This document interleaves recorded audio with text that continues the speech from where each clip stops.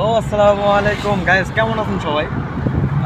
আমি আজ এসেছি সৌদি আরবের একটা লুলু মার্কেটে। এই হচ্ছে লুলু মার্কেট। এখান থেকে আমরা কাঁচামাল ইত্যাদি ইত্যাদি অনেক কিছু পাওয়া যায় এখানে কম দামে।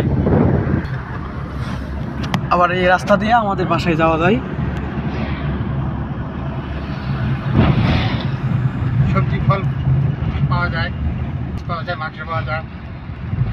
এটা হচ্ছে সৌদি আরবের জেদ্দা শহর।